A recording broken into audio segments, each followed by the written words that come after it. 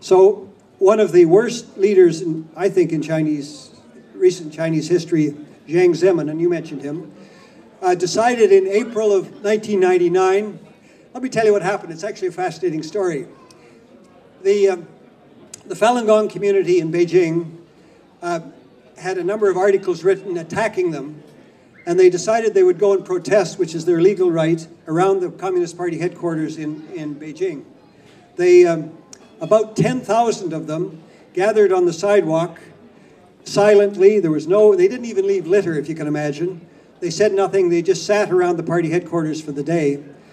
President Jiang Zemin came out of the headquarters in his black limousine with tinted windows, drove around, and he saw that in the crowd were members of the party, diplomats, academics, soldiers.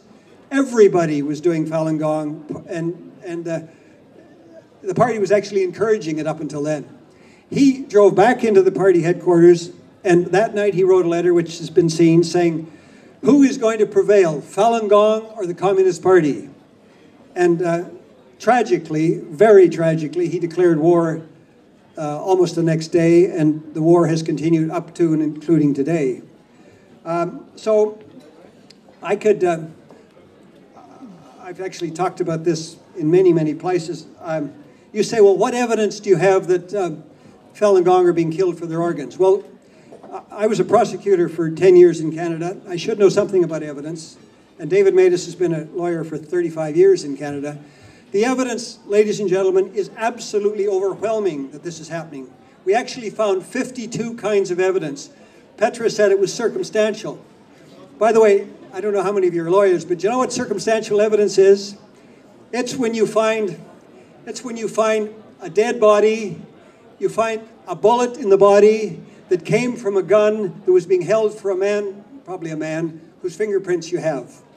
Now, the trouble with what's happening in China is that the victims, as you gather, are all dead. The people who are doing these terrible operations are being paid enormously for it. They don't give evidence. They're not going to come and tell us. So we have one piece of the 52 pieces of evidence is this. The wife of a surgeon in Sujiatan told us that her husband removed the corneas from 2,000 Falun Gong practitioners over a 2-year period, 2001 to 2003.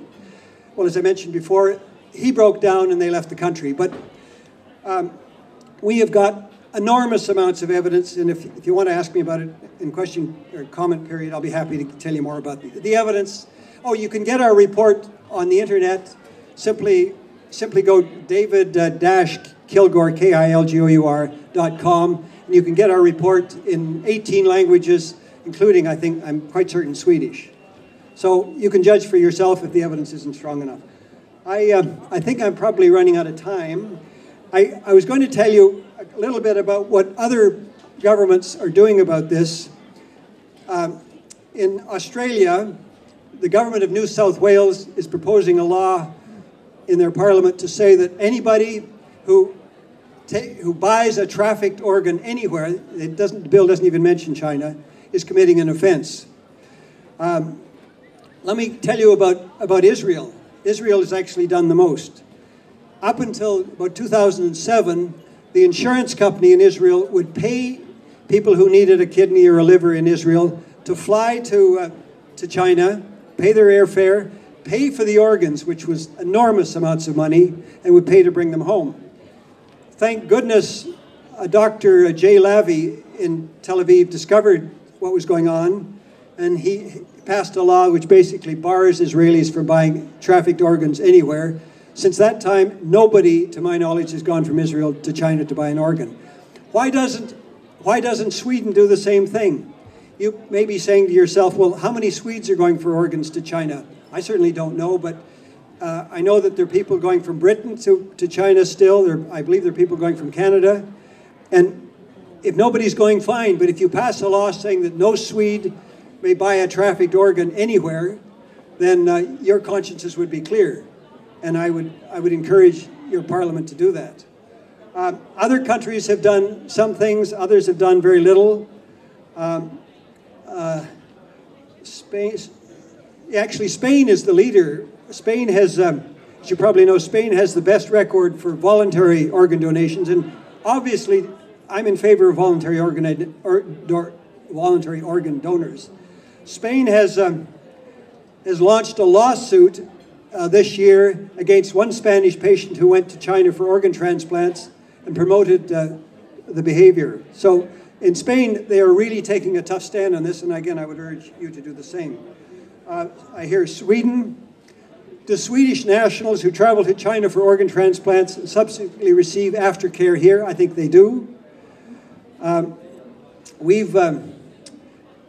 You probably guessed that these organ transplants are done in total secrecy. They're done, I think, badly, a lot of them. A lot of the patients die after they get these organs because they're badly done. The identities of the doctor, for example, are now concealed, so you can't get any record from China as to how they're being done and what was done. I'm just about ready to... So I guess finally then to close, recommendations. The main one, we have about 20 in our book, but the main one is to please pass a law in this highly respected country that bars Swedes from going to buy a trafficked organ anywhere. Is that a good place to stop and we can have questions, comments? Thank you very much.